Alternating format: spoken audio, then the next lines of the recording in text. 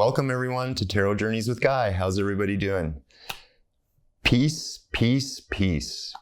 Peace on planet Earth. This is what the intention is. Now, today, in light of what's been going on, I thought it would be appropriate to do a reading.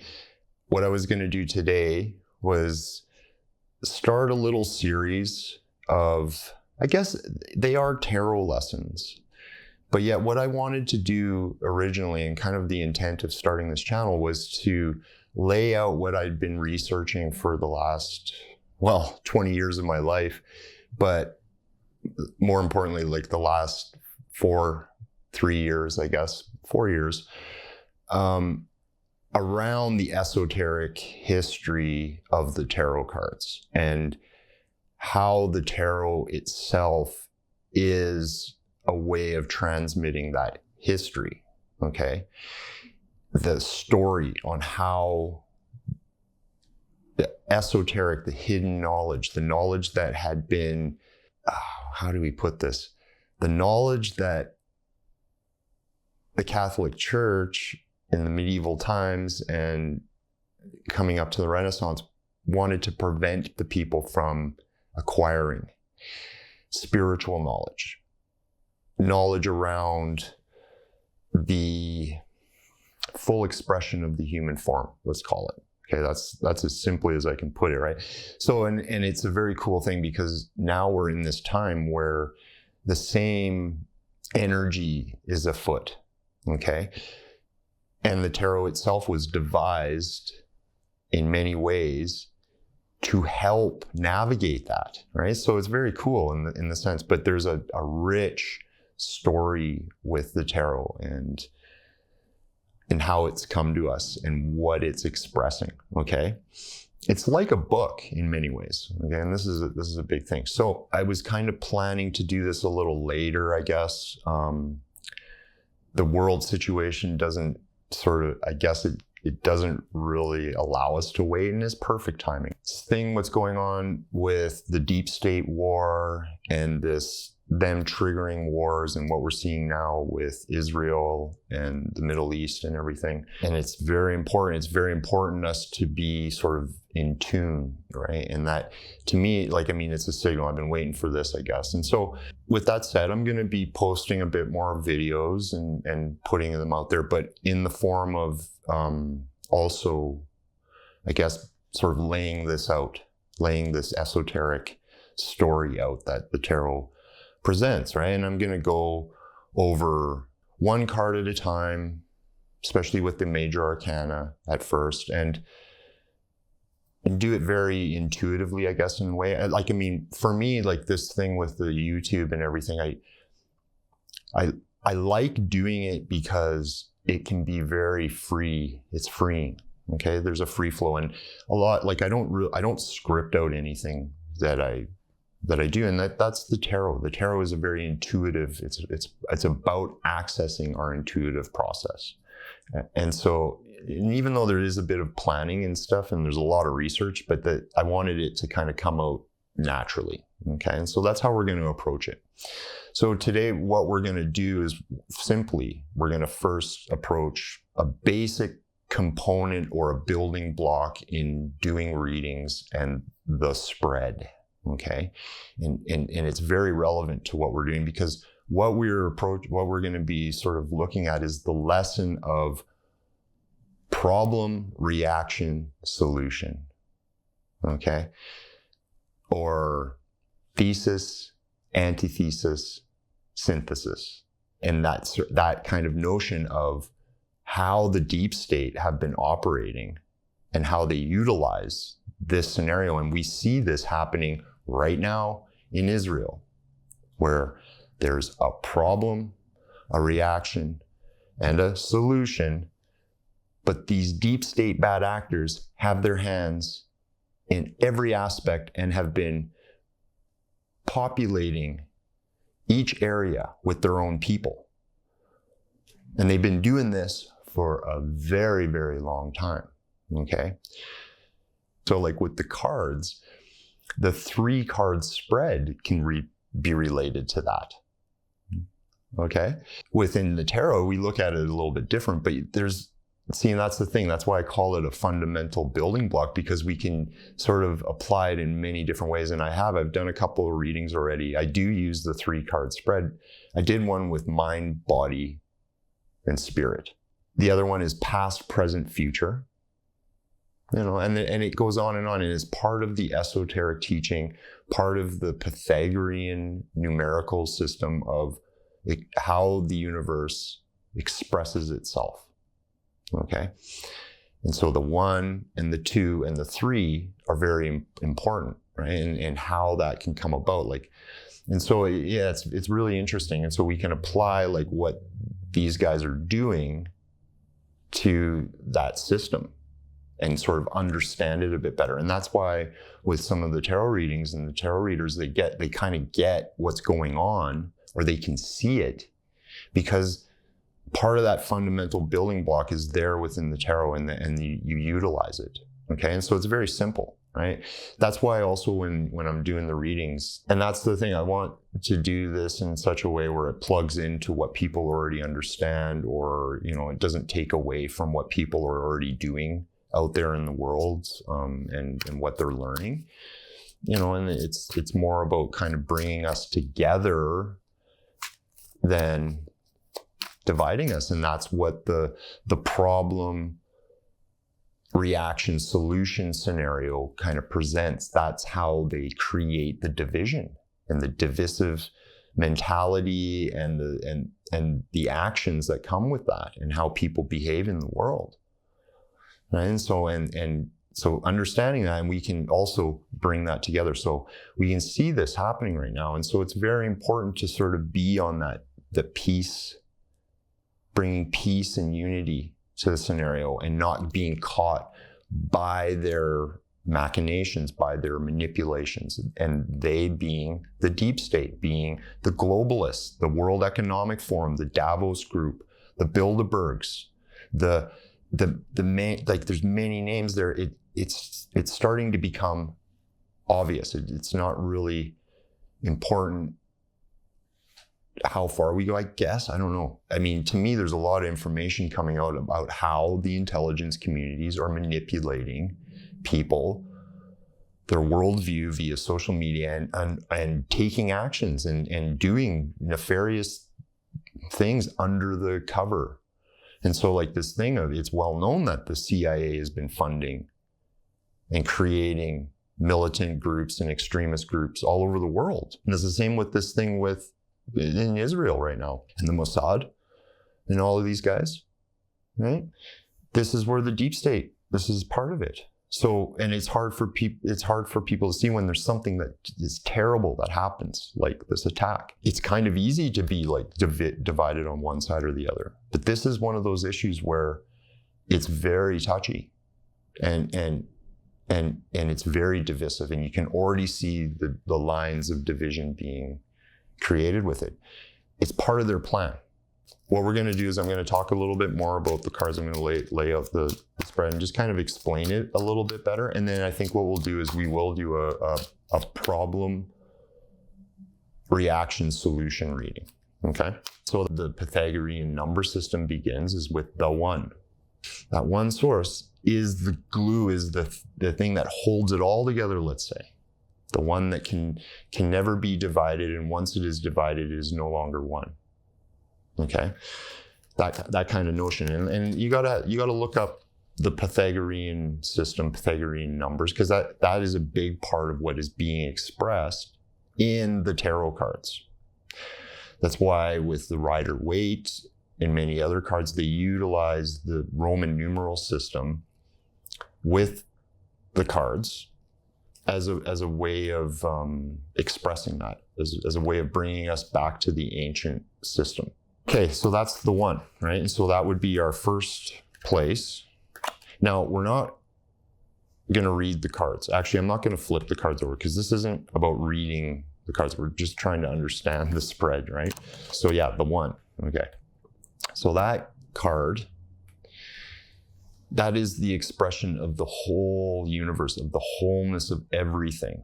The one divine spark. Okay, so that that when in the spread, that is the central point. That is the thing that starts the whole process, okay? Now, in that description of the one, like the one is divided within itself, okay? And once that one becomes divided within that itself, it creates duality, okay?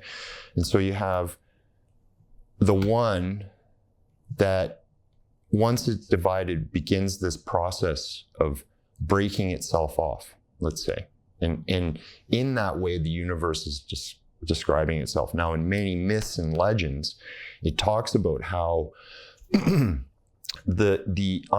unknowable, the Atma, Godhead, the force of the universe, to seek expression of itself, wanted a partner, wanted another form of itself in order to reflect upon, in order to experience the universe. And that's a big part of like Hindu religion and many stories. Like it goes far back into the ancient legends and the mythos, right? And the religions, okay?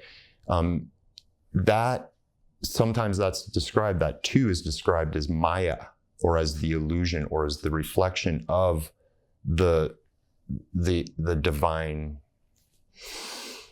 source, right? In manifestation in the universe. That creates the duality, okay? The one and the two, the conflict at first, let's say, or the reflection of one and the other, okay? So in some ways, this can be considered like that second card can be considered a conflict, or the opposite side of the coin, like the flip of the coin, let's say. But in order for the process, like the co-creative process to take place in the universe, the two has to break off from the one. There needs to be this interplay between the one and the two in order for a third to be born. Okay? And that third is an expression of the one and the two. That three begins the process and begets the whole expression of number until it reaches back to a unity of sorts, which is expressed in 10. Okay? And that process is continual. And that's very simple. I'm trying to kind of keep it very simple. So you have the one, the two, and the three. So you have the one that seeks reflection within the two, and the two seeks direction from the one. And right? And that's like, I know it sounds very convoluted, right? But it's an important kind of understanding, because the nature of duality is not necessarily conflictual. This is why sometimes the number two can be the expression of love. It's the higher form of that dual friction. Okay, and it's like the understanding between the two and the one in order for the three to come forward. The birth of spirit, the birth of the creative flow into the universe, let's say, okay? And so we have the situation, what conflicts it, and what is going to be born out of it, let's say, okay? So you can ask a question where you ask the question, what's going on or what guidance do I need to hear right now? Because that's another thing. It's like the question you ask is also very important to what is going to come up, okay? And so you can ask a question about your life circumstance, or where am I at, or what's going to help me right now, or what's the issue? And you can lay this spread out and you get the issue, what conflicts it, or what is the opposite of it, and how is it going to come about? What's going to come from this, okay? See, and that's See, and that's very important. So you can start to see how, like what I was talking about, like with how the deep state and these manipulators operate on this, creating a problem, creating the problem, creating the reaction, and then being a part of the solution and creating that solution, right? And utilizing this trifecta, this trigram, this triangle. And you got to really realize everything is very symbolic, right? And so we're just laying out the cards, but it is very symbolic because the energy is moving towards the client, is you at home, that towards the people, right? And so, right, and it's the same thing like this, because this is we're drawing energy downward towards you, getting a spiritual answer. But you can also sort of symbolically flip that around where the impulse starts differently, where the cards go like this, right? And you can lay out the cards in the sense of where the pyramid draws upward, right? Like where the 1, 2, and the 3 can take a subtle different meaning, where this is the central issue or what we're seeking, right? What is opposing us? And what does source, or what is the spiritual impulse, right? And seeing it can be flipped around, and it's the same thing where we can go past, present, future. 1, 2, 3. Problem, reaction, solution. Okay, and that's why when you see me read the cards, sometimes I even say it, past, present, future. I use that a lot. That's a thing. But see, I don't even think about it like in that. That's why it's almost like you want to access that intuitive part of you. When you see the cards, you recognize what it's telling you, right? So the placement of cards, that's very arbitrary, I guess, in some ways. Okay, and we can play around with that. The symbols of the cards are also very arbitrary, meaning, you know, it's subjective, but yet there's also a system there, right? And so when we start to understand that system and we start to play with it, just like a guitar or a piano, like a musical instrument, then we can start to adjust the system and play with it. The Pythagorean system is very interesting. Okay, it goes back a very, very long time, the 400 BC era, and, you know, and even farther back, right? And so it's like one of those things, and that was one of the things that in the Renaissance time, we were reestablishing in the Western world, understandings that were lost since the fall of the Roman Empire. And even before that, like especially the spiritual understandings. And it was a way of kind of reinstating it, right? This process of the development of the soul and the release of the negative aspects of the material world are a very big part of Pythagorean philosophy and what Pythagoras taught. Okay, and it's in that number system. So, and seeing that's the other part of the cards. They help in the process of us understanding and seeing how to, I guess, like heal the ego, to bring the ego into balance, and what the nature of the ego is, right? And it's a little bit different understanding than from the Eastern world or from the Buddhist world around ego. It's definitely coming more from the Western world, and definitely from more of a Christian kind of understanding as well. Okay, but yet this process of bringing things into balance and to wholeness is a big part of it. Tomorrow or the next days following, I'm going to do a little bit more. I might start with the major arcana cards, right, and just kind of go over what they're expressing, and a little bit of how to read them, but more about the esoteric lore and the mytho and the story that it brings us, and how this esoteric knowledge got to us. Okay, so what we're going to do is we're going to do just a simple reading, sort of plugging into what we've been reading about and what we read about yesterday, with what these guys are doing, this process that they utilize, this problem, reaction, solution, right? The deep state, and how they utilize this. And we're just going to look at what's the next, what do we got to see? And it's sort of a lesson plan. It's going to help us understand a little bit more. And I'm going to be able to explain the 1, 2, 3 of this whole thing. Okay. Here's the problem, the reaction, and the solution. Okay. Now you got to keep in mind, this is what the deep state, this is what they're doing. Okay. This is what source wants us to sort of see. Okay. And so it's like the 1, the 2, and the 3. Okay. So the problem is the 10 of wands reversed represents the completion of a full cycle. Okay.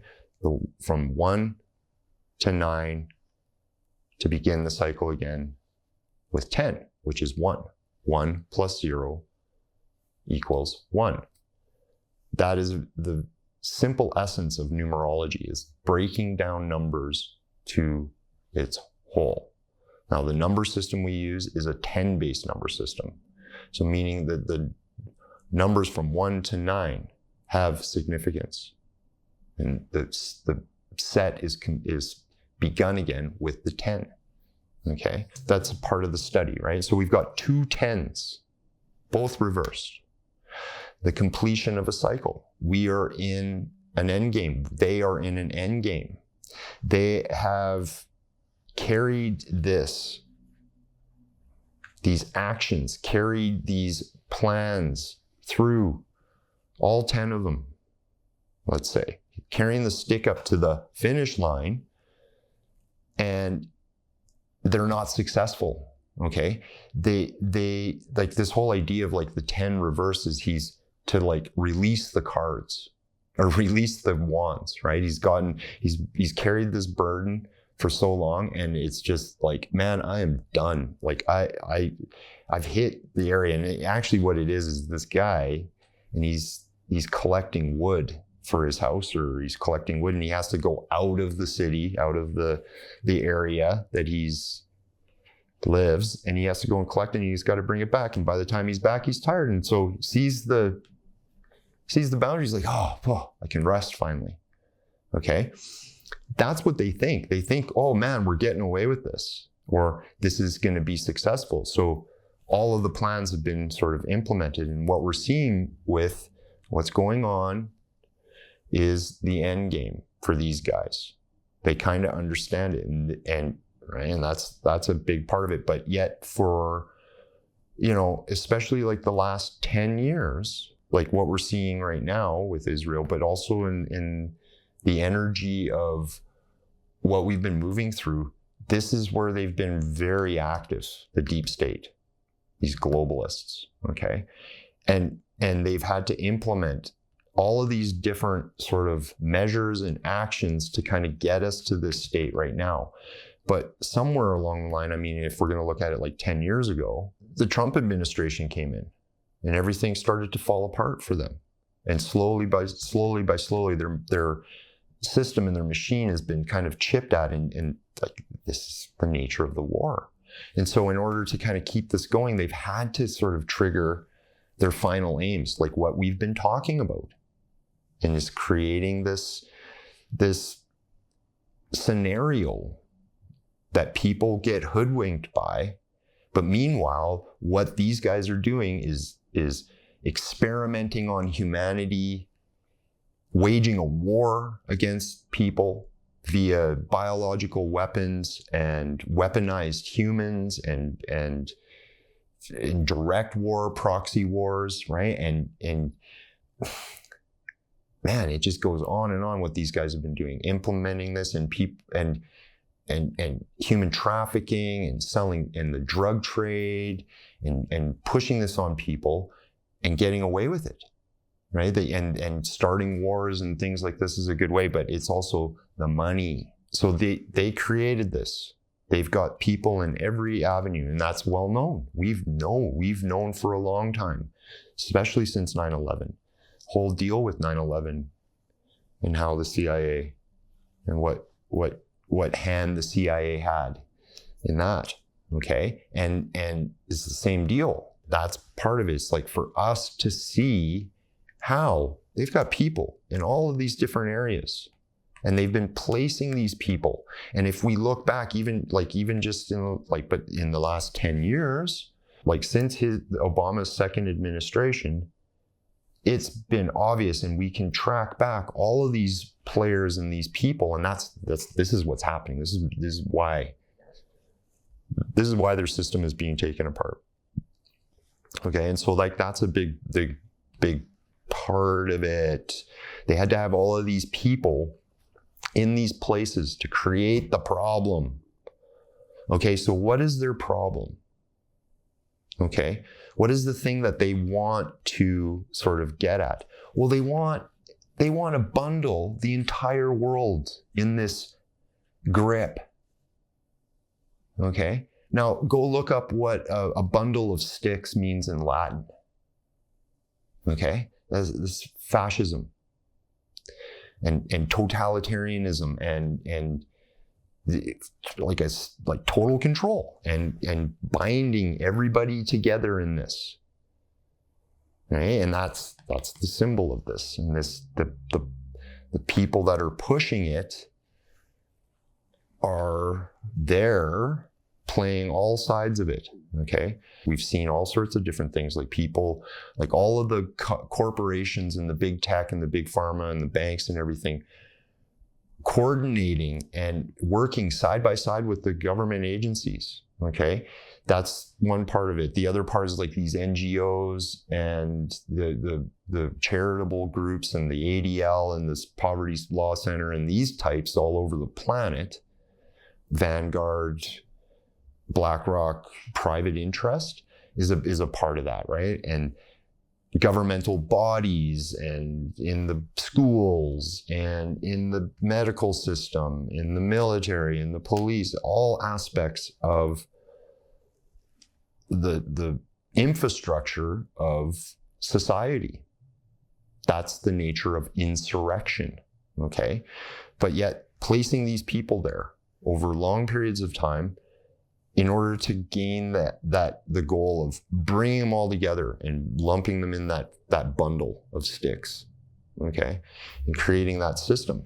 Those are the people in the problem scenario, right? And done in such a way that it's for, it's like they trick us with this idea of like, it's for the benefit of the people, it's for your safety, it's, and to hide the fact that on the other side of it, they're the same people, right? And the division is created through that. And then on the problem side, so very simple. What did we see last month? Joe Biden giving $6 billion to Iran, and then when Obama left, he gave $200 billion, $180 billion or something in a skiff, airdropped a skiff of cash to the Iran. Right? That's the kind of thing that we're seeing. Is that's how they do it. They start funneling the money. So they grab the money from us and they funnel it over to these people and to create the problems. Okay? And to sort of like chip at that structure. But it's the flow of money is where we see the interaction between these two people. And I mean, we've known this, follow the money. Okay? But that's part of it, is like putting these people in place and shifting them the money. Now, interesting how, so tens, right? End of completion. This card, the 10, this is a family scenario. These are family, heraldly, right? These are their symbols. Man, the name just slipped my mind, right? But going back to the Middle Ages, right? And these families, these groups of people, it shifted through these connections of families and special interest. And so that's kind of what we're seeing. And this is what people are already talking. I was listening to stuff this morning, and that's what we've been talking about for the last couple of months. It is the changing of the old guard. The power structure is shifting. These guys know it. Their structure is shifting. And so they have to, the old families are dying off, or they're being killed, but they're dying off, they're shifting, right? But they still have a very big weight on people, okay? And especially within this deep state structure. This is how the money is being shifted around, is through these organizations that are the closed circle. It has something to do with the family lines, right? And they might see themselves as one big family now. I don't really know. I kind of have the feeling that there's been a lot of infighting between them as well, like in the deep state, right? But we can see this. This is something that's super important. There's like examples of it where, right? And I've lived this, where you realize like the very people that you're fighting are the people that are like funding you and backing you up. And this is what we're dealing with, okay? And so it really does have a lot to do with like us being able to witness how those lines work, but also the dissolving of groups and families and like old money stuff and moving it into new areas, okay? And that's how we kind of see this dynamic of like them implementing their plan and then having an adversary or creating the problem, right? And like they usually do it with the perception that, it's like the underdog, right? They utilize that underdog sort of mentality, poverty, that kind of thing, okay? And then moving to the solution and putting people in place. So you got people on both sides coming together with the reverse wand. That's fire, right? It's like creating a conflict, creating a war, creating a nuclear war, creating anything that on a vast level like that will help them achieve their goal of creating their system of control, right? And like placing those people there. So what they want is this new war or World War III is their new start. This is part of that great reset, right? That's also how that card could actually be seen, is this is the great reset. This is aces. And it's so funny, 10s and 1. The ace represents 1. So it's kind of neat, like especially in the way that how we talked about, like, and how I explained how the spread works. So it's like they want this new start. That's what the Great Reset. That's why they were priming people, right? And this is what we've been saying, is like they whether it's a climate disaster or some kind of like major outbreak, like medical outbreak, like a virus or something, or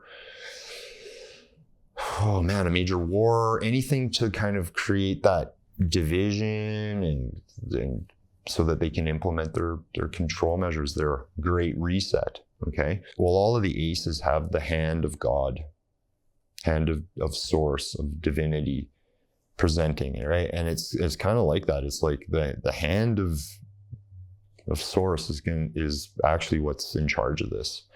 And that's what they're fighting. They want to replace our perceptions of God with them, right? And that is the old playbook of all totalitarians. The state is the new religion, the global state, right? And that's what they want to push.